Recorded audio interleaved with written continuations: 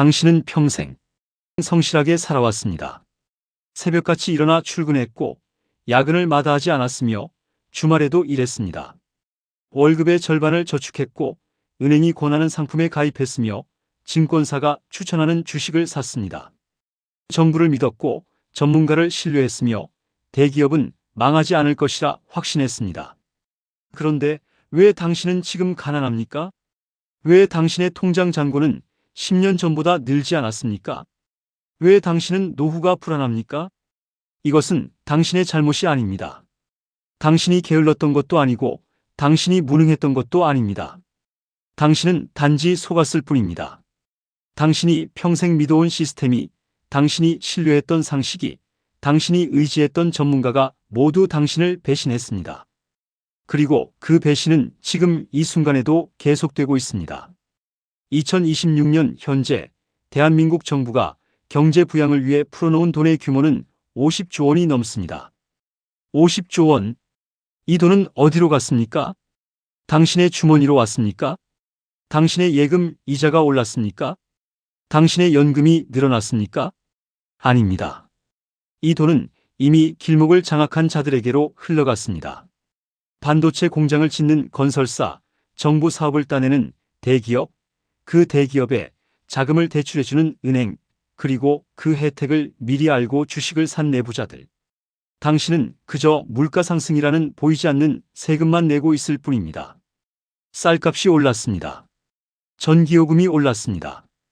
교통비가 올랐습니다. 병원비가 올랐습니다. 이것이 인플레이션입니다. 정부가 돈을 찍어내면 그 돈의 가치는 희석됩니다. 마치 국에 물을 타듯 화폐의 구매력은 점점 약해집니다. 그런데 그 물탄 국을 먹는 사람은 누구입니까?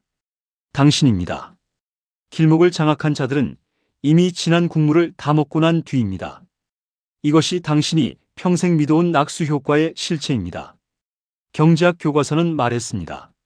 부자가 부유해지면 그 혜택이 아래로 흘러내려 가난한 사람도 잘 살게 된다. 거짓말입니다. 물은 위에서 아래로 흐르지 않습니다. 물은 수로가 있는 곳으로만 흐릅니다. 그리고 그 수로는 이미 부자들이 파놓았습니다. 당신에게는 수로가 없습니다. 당신은 댐 아래에서 목말라 죽어가고 있는 것입니다. 댐 위에는 물이 넘쳐 흐르는데 댐 아래 당신에게는 한 방울도 오지 않습니다. 이것이 2026년 대한민국의 현실입니다. 당신은 이 사실을 알고 있었습니까?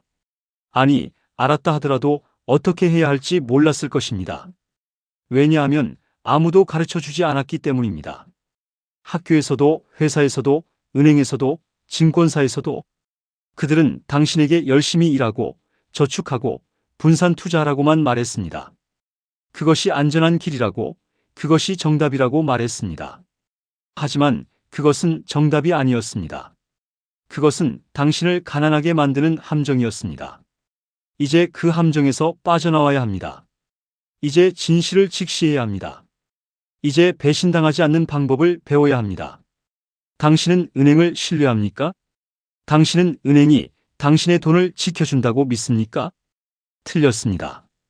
은행은 당신의 돈을 지키는 것이 아닙니다. 은행은 당신의 돈으로 장사를 하는 것입니다. 그리고 그 장사에서 이익을 보는 사람은 당신이 아닙니다. 구조를 보십시오. 당신이 은행에 1억 원을 예금합니다. 은행은 당신에게 연 2%의 이자를 줍니다. 1년에 200만 원입니다. 그런데 은행은 당신의 그 1억 원을 어디에 썼습니까? 기업에 빌려줍니다. 연 5%의 이자를 받고 빌려줍니다. 1년에 500만 원입니다. 은행의 수익은 얼마입니까? 300만 원입니다. 당신은 200만 원을 받고 은행은 300만 원을 가져갑니다. 당신의 돈으로 장사를 해서 은행이 더 많이 가져가는 것입니다. 이것이 첫 번째 배신입니다.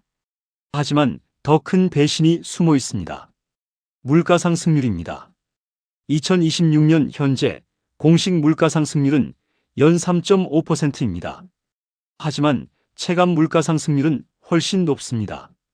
식료품은 5% 이상 올랐습니다.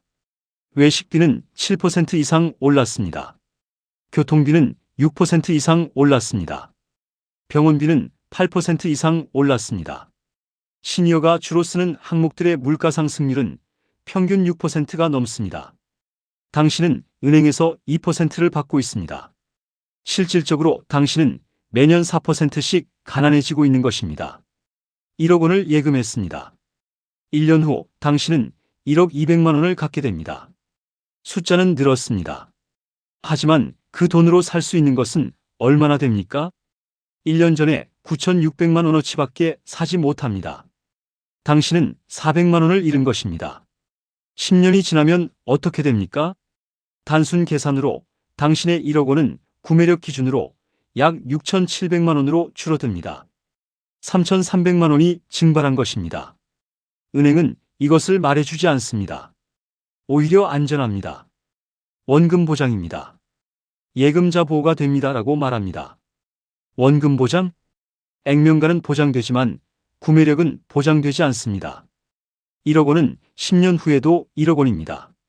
하지만 그 1억 원으로 살 수 있는 것은 30% 이상 줄어들어 있습니다. 이것이 인플레이션의 속임수입니다. 그리고 은행은 이 속임수에 가담하고 있습니다. 더 나아가 은행은 당신에게 또 다른 상품을 권합니다. 저축성 보험은 어떠세요? 연금 보험은 어떠세요? 당신은 믿고 가입합니다. 20년, 30년 납입합니다. 그리고 만기가 되었을 때 받는 돈, 명목상으로는 불어 있습니다. 하지만 물가를 고려하면 실질 수익률은 거의 0%에 가깝거나 마이너스입니다. 당신은 20년 동안 돈을 묶어두고 유동성을 포기하고 기회비용을 잃으면서 결국 제자리 걸음을 한 것입니다. 이것이 은행과 보험사가 당신에게 한 일입니다. 그들은 당신의 무지를 이용했습니다. 그들은 당신의 신뢰를 악용했습니다. 그들은 복잡한 용어로 당신을 혼란스럽게 만들었습니다. 연복리, 월복리, 공시이율, 예정이율, 해약환급금. 당신은 이 단어들의 의미를 정확히 알고 있습니까? 모른다면 당신은 이미 불리한 계약을 한 것입니다. 은행 창구 직원은 친절합니다. 미소를 지으며 설명합니다. 이 상품은 안전하고 수익률도 괜찮습니다. 하지만 그는 당신의 편이 아닙니다. 그는 은행의 직원입니다. 그의 목표는 당신에게 이익을 주는 것이 아니라 은행의 상품을 파는 것입니다. 그가 받는 인센티브는 당신의 수익과 무관합니다. 그가 받는 평가는 판매 실적으로 이루어집니다. 당신이 손해를 보든 말든 그는 상관하지 않습니다. 이것이 은행의 본질입니다. 그렇다면 당신은 어디에 돈을 넣어야 합니까? 은행이 아닌 곳입니다. 정부가 찍어내는 돈의 영향을 최소화할 수 있는 곳입니다. 역사적으로 화폐 가치가 무너질 때마다 그 가치를 지켜낸 것. 금입니다. 은입니다. 부동산입니다. 달러입니다. 원자재입니다. 금은 이자를 안 주잖아요? 맞습니다. 금은 이자를 주지 않습니다. 하지만 금은 가치를 지킵니다. 1971년 닉슨 쇼크 이전 금 1온스는 35달러였습니다. 2026년 현재 금 1온스는 2,800달러입니다. 80배입니다. 같은 기간 은행 예금의 명목 수익률은 연복리 5%로 가정해도 약 30배입니다. 하지만 물가를 고려한 실질 수익률은 거의 제자리이거나 오히려 마이너스입니다. 금은 이자를 주지 않지만 구매력을 지켜줍니다. 은행 예금은 이자를 주지만 구매력을 갉아먹습니다. 당신은 이제 무엇을 선택하겠습니까? 삼성전자, SK하이닉스, 현대자동차, LG에너지솔루션. 대한민국 국민이라면 누구나 아는 이름들입니다. 뉴스에 매일 등장하는 기업들입니다. 정부가 지원하는 기업들입니다. 당신도 이 주식을 갖고 있을 것입니다.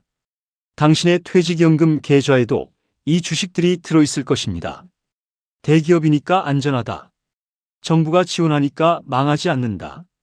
한국을 대표하는 기업이니까 믿을 수 있다. 정말 그렇습니까? 역사를 보십시오. 1997년 IMF 외환위기 때를 기억하십니까? 대우그룹이 무너졌습니다. 한국 재벌 순위 2위였던 그 대우가 하루아침에 사라졌습니다. 김우중 회장은 해외로 도피했습니다. 대우 계열사 주식을 가지고 있던 수많은 사람들이 노후 자금을 잃었습니다. 대우자동차 주식은 휴지가 되었습니다. 대우증권 주식은 폭락했습니다. 그때와 지금은 다르다고 말하십니까? 정말 다릅니까? 2008년 글로벌 금융위기 때는 어떠했습니까? 리먼 브라더스가 파산했습니다. 세계 4위 투자은행이었던 그 리먼 브라더스가 무너졌습니다. 너무 커서 망할 수 없다 투 비그 투 FAIL은 말이 무색해진 순간이었습니다. 대마불사는 신화였습니다. 대기업도 망합니다. 유명 기업도 망합니다. 정부가 지원하는 기업도 망합니다. 2026년 현재 대한민국의 상황은 어떻습니까? 가계부채는 1900조 원이 넘습니다. 국가부채는 1200조 원이 넘습니다. GDP 대비 국가부채 비율은 53%를 넘어섰습니다. 원-달러 환율은 계속 오르고 있습니다. 2024년 초 1200원대였던 환율이 2026년 현재 1400원에 육박하고 있습니다. 금리는 불안정합니다. 한국은행은 금리를 올렸다 내렸다 반복하고 있습니다. 중국은 반도체 자립을 선언했습니다. 미국은 자국 공장 건설을 밀어붙이고 있습니다. 삼성전자가 의존하던 중국 시장이 축소되고 있습니다. SK하이닉스의 경쟁사인 마이크론이 정부 지원을 받아 공격적으로 투자하고 있습니다. 현대자동차는 전기차 전환에 뒤처지고 있습니다. 테슬라, BYD 같은 기업들이 시장을 잠식하고 있습니다. 이런 상황에서 삼성전자가 앞으로도 10년간 안전하다고 확신할 수 있습니까? 삼성전자 주가를 보십시오. 2021년 고점 대비 현재는 어떻습니까? 횡보하거나 오히려 하락했습니다. 5년 동안 주식을 보유했는데 수익이 없습니다. 오히려 인플레이션을 고려하면 손해입니다. 장기 투자하면 오른다고 배웠습니까? 틀렸습니다. 모든 주식이 장기적으로 오르는 것은 아닙니다. 일본의 소니를 보십시오. 1989년 고점을 아직도 회복하지 못하고 있습니다. 30년이 넘었습니다. 일본의 도요타를 보십시오. 1990년 고점을 회복하는 데 20년 이상 걸렸습니다. 미국의 GE를 보십시오. 2000년 고점을 아직도 회복하지 못하고 있습니다. 대기업이라고 해서 유명 기업이라고 해서 반드시 오르는 것은 아닙니다. 오히려 크고 유명할수록 변화에 둔감합니다. 오히려 크고 유명할수록 관료화되어 있습니다. 오히려 크고 유명할수록 기득권을 지키려 하고 혁신을 두려워합니다. 그렇다면 누가 이익을 봅니까? 변화를 먼저 읽은 자입니다. 작지만 민첩한 기업에 투자한 자입니다. 대기업이 아니라 대기업에 납품하는 중소기업에 투자한 자입니다. 본류가 아니라 길목을 잡은 자입니다. 역사가 이것을 증명합니다. 1973년 1월 12일 박정희 대통령은 중화공업화 선언을 발표했습니다. 철강, 조선, 석유화학, 비철금속, 기계, 전자 6대 전략 산업을 육성하겠다는 계획이었습니다. 정부는 천문학적 자금을 투입했습니다. 포항제철소가 건설되었습니다. 울산 석유화학단지가 조성되었습니다. 거제도에 조선소가 들어섰습니다. 국가가 선택한 산업이었습니다. 국가가 밀어주는 기업이었습니다. 온 국민이 주목했습니다. 그때 두 사람이 있었습니다. 김철수 씨와 이영희 씨. 둘 다 40대 중반, 성실한 가장이었습니다. 둘 다 중소기업 과장으로 일하며 월급을 받았습니다. 둘 다 저축을 해서 목돈 1000만 원을 모았습니다. 1973년 당시 1000만 원은 서울 변두리 집 한 채 값이었습니다. 김철수 씨는 생각했습니다. 정부가 밀어주는 철강이 미래다. 포항제철 주식을 사야 해. 그는 신문을 읽었습니다. 정부 발표를 믿었습니다.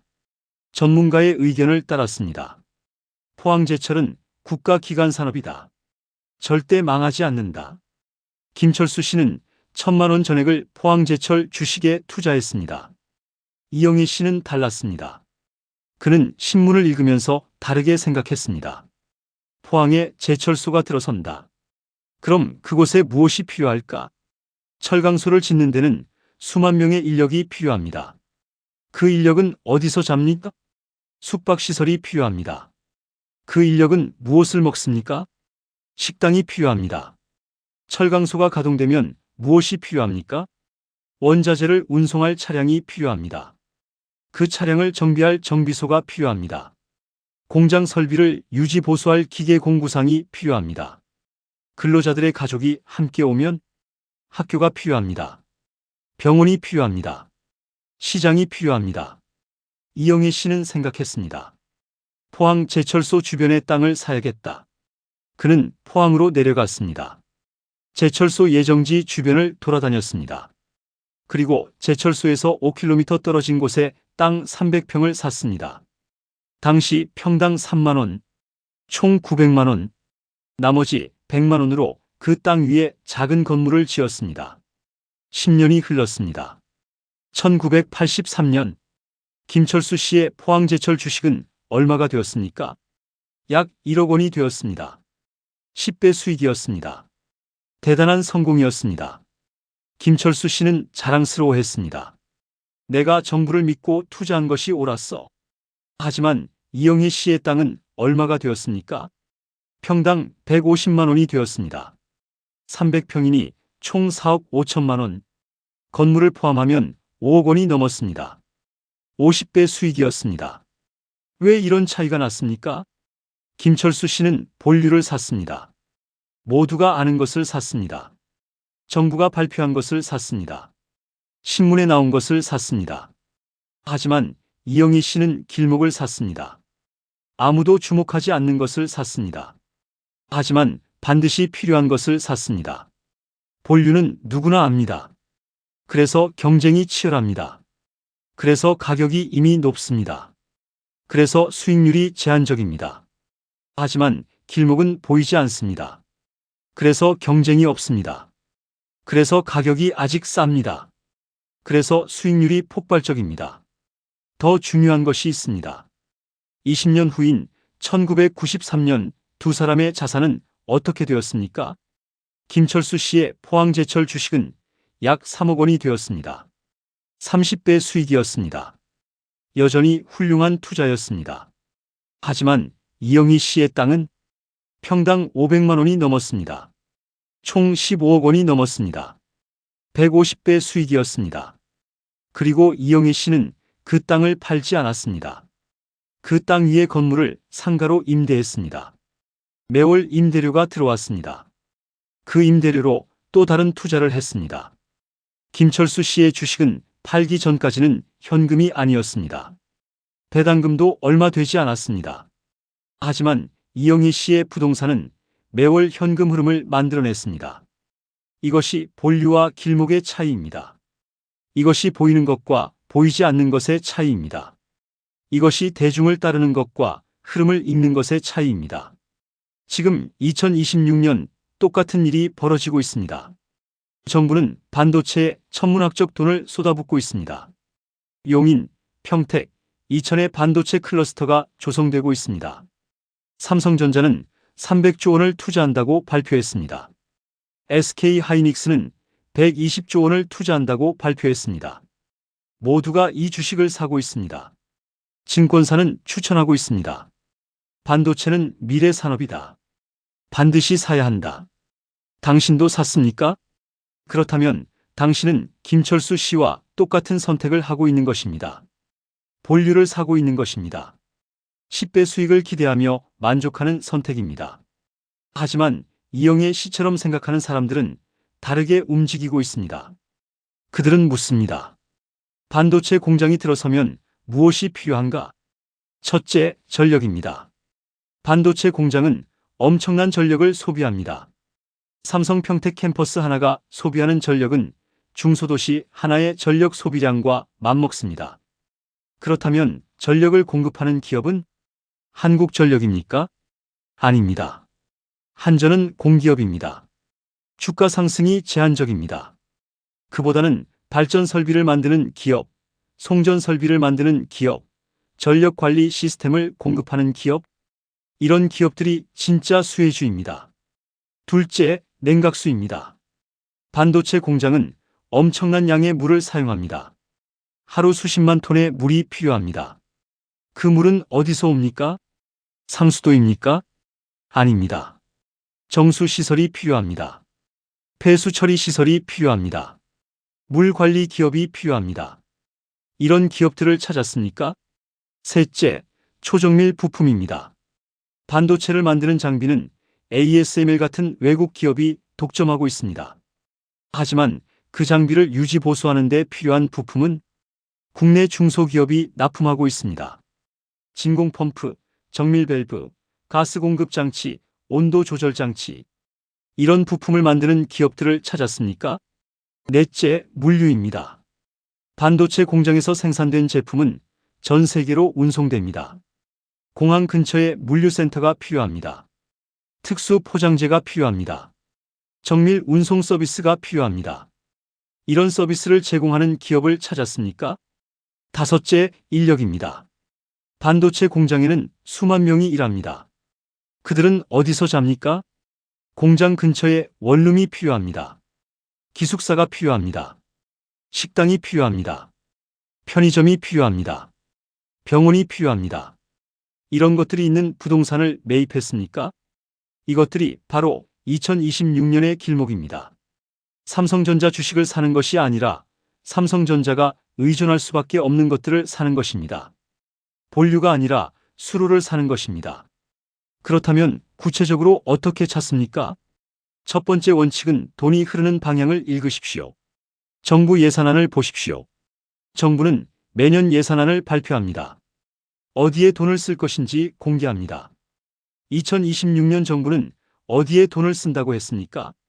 반도체에 17조 원, 배터리에 10조 원, 바이오에 8조 원, 수소에 5조 원, 총 40조 원이 넘는 돈이 이 4개 분야로 갑니다. 그렇다면 이 돈은 구체적으로 어디로 흐릅니까? 반도체 17조 원은 용인, 평택, 이천으로 갑니다. 그곳에 공장이 지어집니다. 공장을 짓는 건설사가 돈을 받습니다.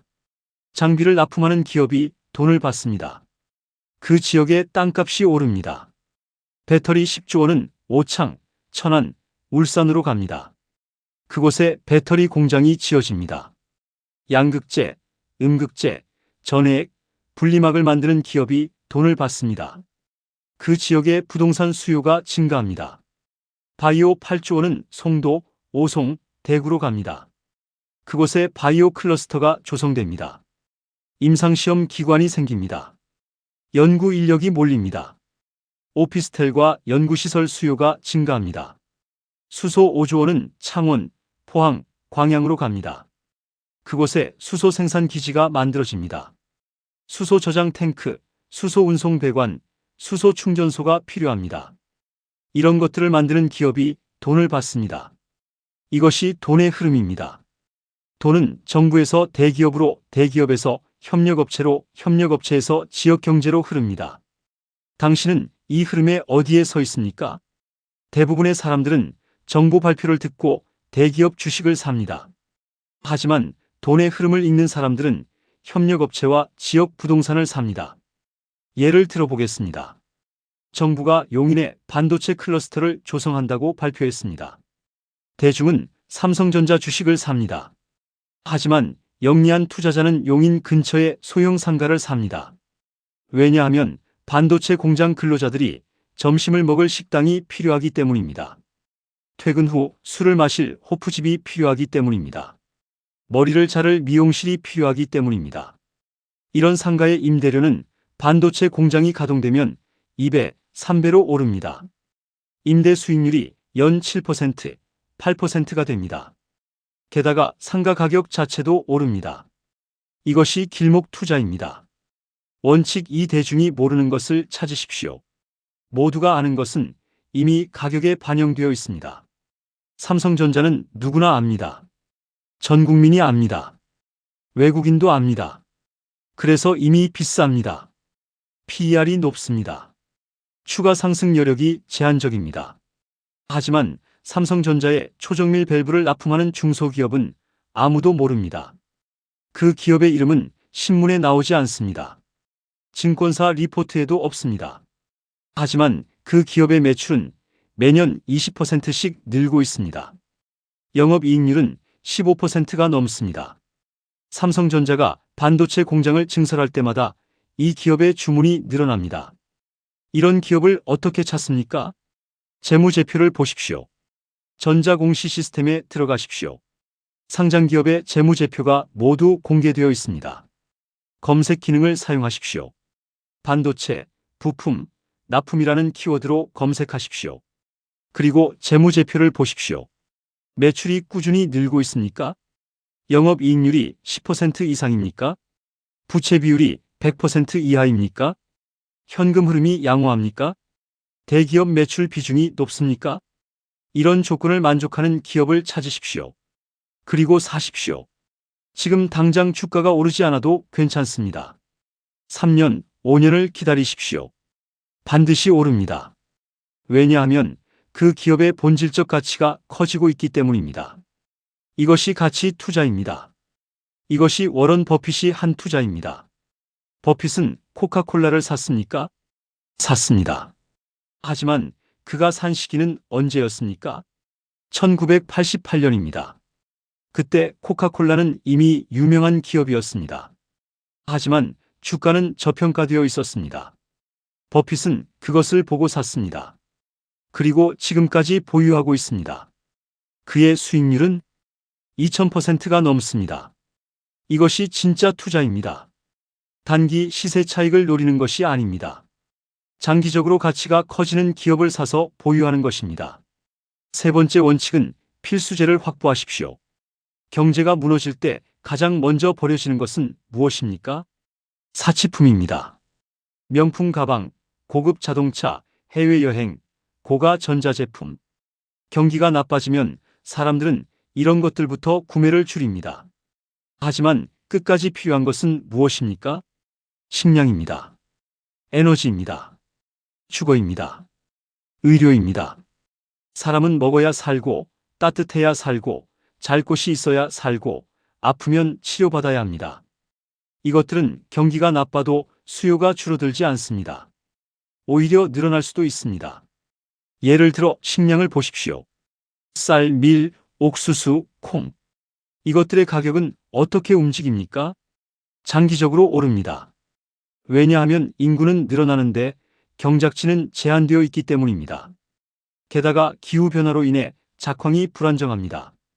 가뭄, 홍수, 이상기온. 이런 것들이 식량 생산을 위협합니다. 그렇다면 식량 관련 투자는 어떻게 합니까? 농지를 사는 것도 방법입니다. 하지만 농사를 지을 수 없다면 비효율적입니다. 대신 농업 관련 기업에 투자하십시오. 종자기업, 비료기업, 농기계 기업, 식품 가공 기업. 이런 기업들은 식량 가격이 오르면 수혜를 받습니다. 에너지를 보십시오. 석유, 천연가스, 전기. 이것들 없이는 현대 문명이 돌아가지 않습니다. 에너지 가격이 오르면 어떻게 됩니까? 모든 물가가 오릅니다. 왜냐하면 모든 상품의 생산과 운송에 에너지가 필요하기 때문입니다. 그렇다면 에너지 관련 투자는 어떻게 합니까? 정유기업, 가스기업, 전력기업에 투자하십시오. 배당률이 높은 기업을 선택하십시오. 연 배당률 5% 이상, 10년 이상 배당을 꾸준히 지급한 기업. 이런 기업은 경기가 나빠도 망하지 않습니다. 주거를 보십시오. 사람은 살 곳이 필요합니다. 부동산은 장기적으로 가치를 보존합니다. 왜냐하면 토지는 늘어나지 않기 때문입니다. 하지만 아파트를 사지 마십시오. 아파트는 이미 비쌉니다. 그리고 인구가 줄고 있습니다. 대한민국의 출산율은 0.7명대입니다. 세계 최저입니다. 30년 후 인구는 지금보다 30% 줄어들 것입니다. 그렇다면 주거 수요도 줄어듭니다. 아파트 가격은 장기적으로 하락할 가능성이 높습니다. 대신 상업용 부동산을 보십시오. 소형 상가, 소형 오피스텔, 근린생활시설. 이런 것들은 임대 수익을 냅니다. 임대 수익률이 연 6% 이상이라면 투자 가치가 있습니다. 의료를 보십시오. 한국은 빠르게 고령화되고 있습니다. 65세 이상 인구 비중이 2026년 현재 20%를 넘어섰습니다. 2040년에는 35%가 됩니다. 노인이 많아지면 무엇이 필요합니까? 병원, 약국, 요양원, 건강기능식품. 이런 것들의 수요가 폭발적으로 늘어납니다. 제약기업에 투자하십시오. 특히 만성질환 치료제를 만드는 기업, 당뇨병, 고혈압, 고지혈증. 이런 질병은 평생 약을 먹어야 합니다. 이런 약을 만드는 기업은 안정적인 매출을 냅니다. 이것이 필수제 투자입니다. 이것이 불황의 길목입니다. 이론은 충분합니다. 이제 실전입니다. 당신이 지금 당장 할 수 있는 것은 무엇입니까? 첫 번째는 예금을 해체하고 자산을 분산하십시오. 당신의 예금 잔고를 확인하십시오. 1억 원이 있다고 가정하겠습니다. 그 1억 원을 은행에 그대로 두지 마십시오. 매년 4%씩 녹아내리고 있습니다. 지금 당장 절반을 꺼내십시오. 5천만 원을 꺼내십시오. 그리고 4가지로 나누십시오. 첫째, 1250만 원을 금으로 바꾸십시오. KRX 금연물 ETF를 사십시오. 주식 계좌에서 주식처럼 살 수 있습니다. 금 실물을 보관할 필요가 없습니다. 금 가격이 오르면 ETF 가격도 오릅니다. 금은 화폐 가치가 떨어질 때 가치를 지킵니다. 2020년 금 가격은 온스당 1,800달러였습니다. 2026년 현재는 2,800달러입니다.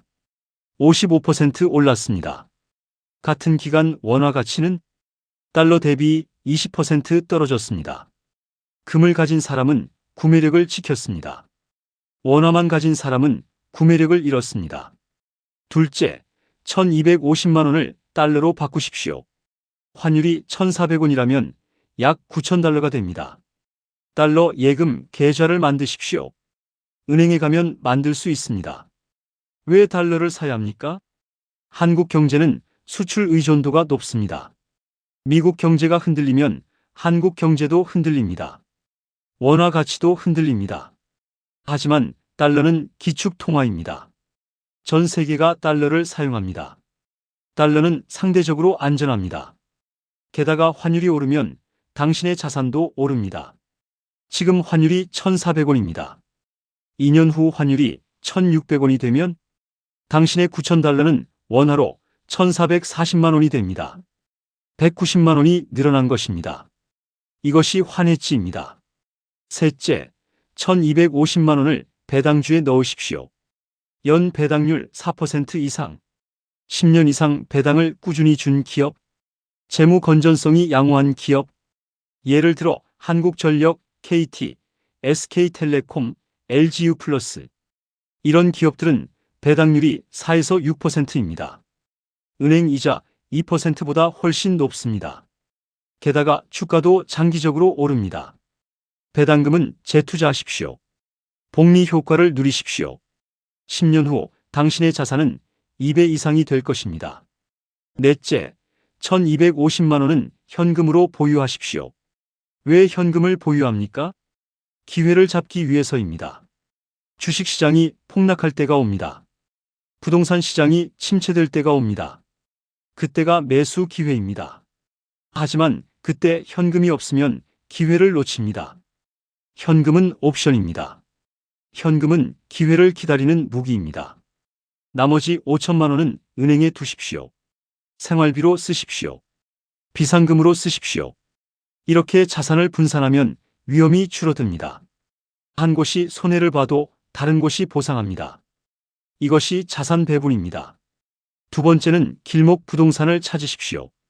부동산에 투자할 여력이 있다면 아파트 대신 상가를 보십시오. 하지만 강남 상가가 아닙니다. 강남 상가는 이미 비쌉니다. 평당 1억 원이 넘습니다. 일반 시니어가 살 수 있는 가격이 아닙니다. 대신 산업단지, 인근 상가를 보십시오. 평택 산업단지, 용인 반도체 클러스터, 울산 수소 산업단지, 창원 기계 산업단지, 이런 곳 근처의 작은 상가, 1520평 규모, 가격은 1억 5천만 원에서 3억 원 사이, 임대 수익률은 연 68%. 왜 이런 곳이 좋습니까? 산업단지에는 수만 명이 일합니다. 그들은 점심을 먹어야 합니다. 저녁을 먹어야 합니다. 커피를 마셔야 합니다. 술을 마셔야 합니다. 머리를 잘라야 합니다. 옷을 사야 합니다. 이런 수요는 절대 사라지지 않습니다. 임대료는 안정적입니다. 게다가 산업단지가 확장되면 상가 가격도 오릅니다. 어떻게 찾습니까? 부동산 중개 사이트에 들어가십시오. 네이버 부동산, 직방, 다방, 상가를 검색하십시오. 지역을 평택, 용인, 울산으로 설정하십시오. 가격 범위를 1억에서 3억으로 설정하십시오. 나온 매물을 하나하나 보십시오. 위치를 확인하십시오. 산업단지에서 얼마나 가깝습니까? 도보 10분 이내가 이상적입니다. 임대 상황을 확인하십시오. 이미 임차인이 있습니까? 임대료는 얼마입니까? 임대 수익률을 계산하십시오. 6% 이상이면 투자 가치가 있습니다. 건물 상태를 확인하십시오. 너무 오래되었습니까? 리모델링이 필요합니까? 리모델링 비용까지 고려하십시오. 그리고 사십시오. 장기 보유하십시오. 임대료를 받으십시오. 그 임대료로 생활비를 보충하십시오. 10년 후 그 상가는 가치가 올라 있을 것입니다. 필요하면 팔고 필요 없으면 계속 보유하십시오. 이것이 길목 부동산 투자입니다. 세 번째는 중소형 필수제 기업을 찾으십시오. 주식 투자를 한다면 대기업 대신 중소기업을 보십시오. 하지만 아무 중소기업이나 사면 안 됩니다. 필터링이 필요합니다. 다음 조건을 만족하는 기업을 찾으십시오. 첫째, 시가총액 5천억 원 미만.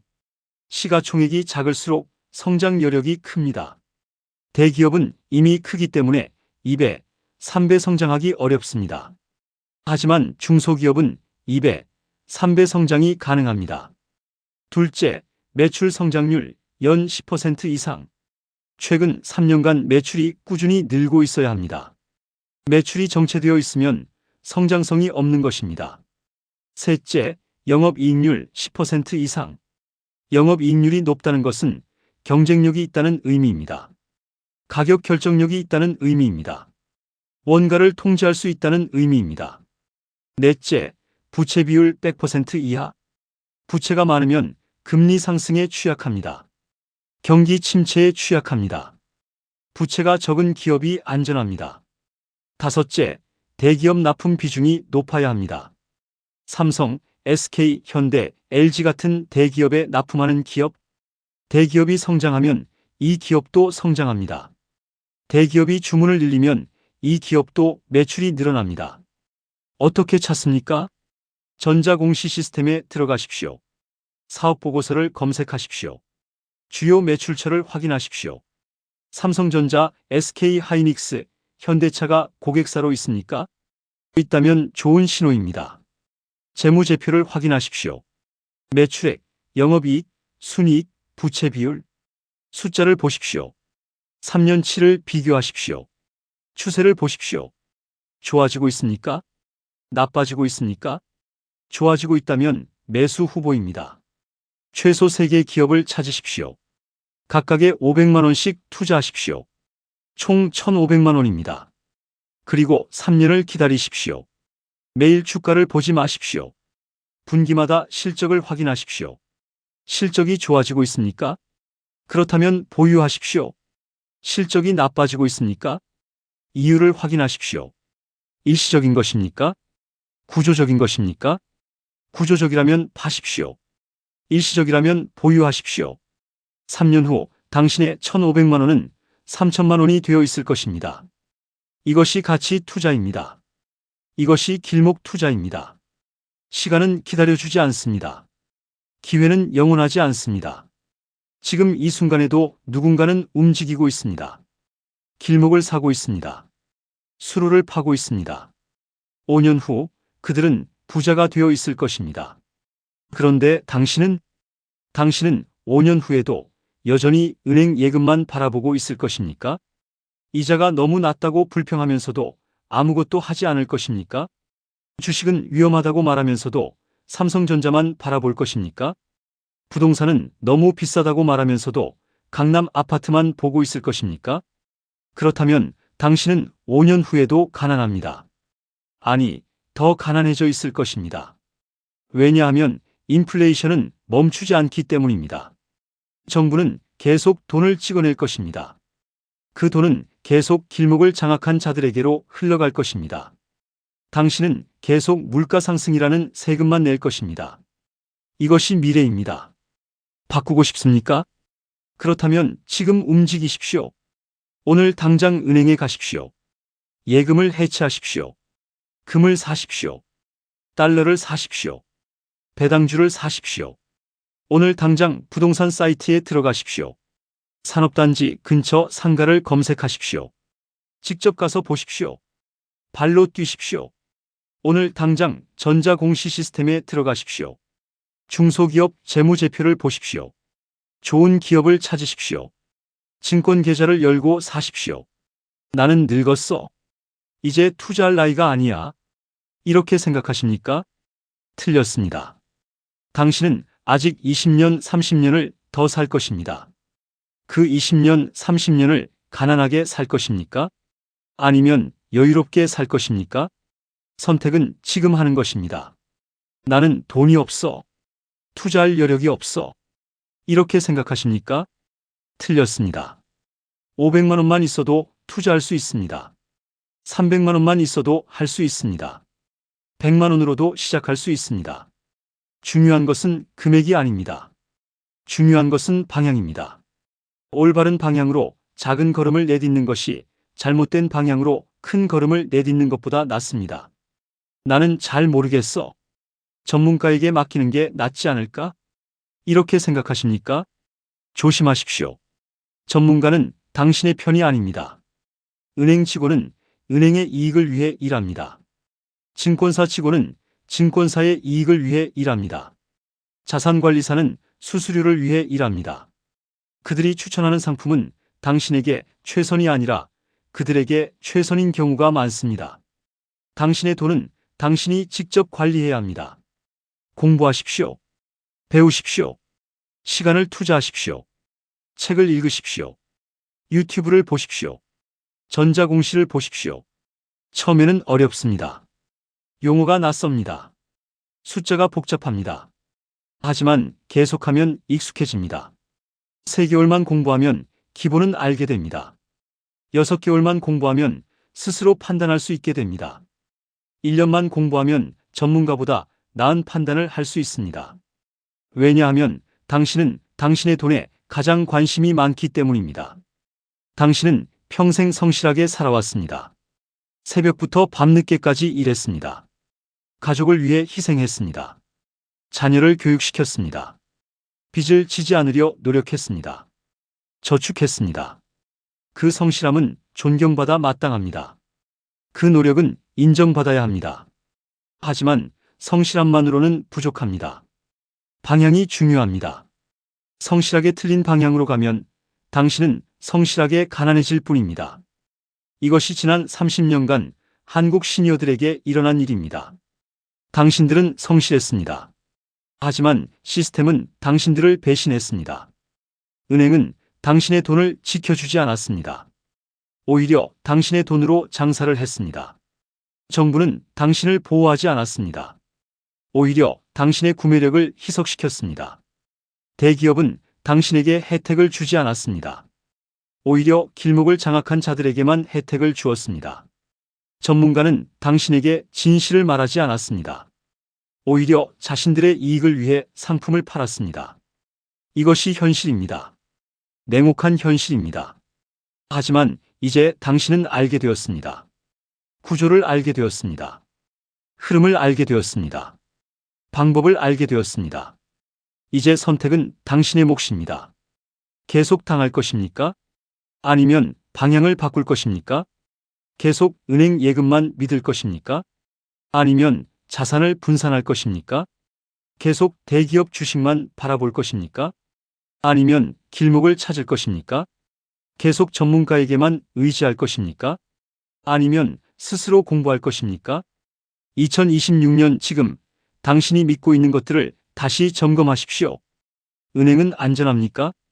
아닙니다. 은행은 당신의 돈을 녹이고 있습니다. 대기업 주식은 안전합니까? 아닙니다. 대기업도 망합니다. 정부가 당신을 지켜줍니까? 아닙니다. 정부는 길목을 장악한 자들을 지켜줍니다. 전문가를 믿을 수 있습니까? 아닙니다. 전문가는 자신의 이익을 먼저 챙깁니다. 그렇다면 누가 당신을 지켜줍니까? 오직 당신 자신뿐입니다. 당신의 노후는 당신이 지켜야 합니다. 당신의 자산은 당신이 관리해야 합니다. 당신의 미래는 당신이 만들어가야 합니다. 길목을 찾으십시오. 물이 흐를 수로를 미리 파십시오. 대중이 모르는 것을 찾으십시오. 필수재를 확보하십시오. 자산을 분산하십시오. 공부하십시오. 움직이십시오. 지금 당장 시작하십시오. 그것이 2026년을 살아남는 유일한 방법입니다. 그것이 당신의 노후를 지키는 유일한 방법입니다. 그것이 더 이상 배신당하지 않는 유일한 방법입니다. 당신은 평생 성실하게 살아왔습니다. 이제 현명하게 사십시오. 성실함에 지혜를 더하십시오. 그러면 당신의 노후는 안전할 것입니다. 그러면 당신의 자산은 지켜질 것입니다. 그러면 당신은 더 이상 배신당하지 않을 것입니다. 5년 후, 10년 후, 당신은 오늘의 선택을 감사하게 될 것입니다. 지금 시작하십시오.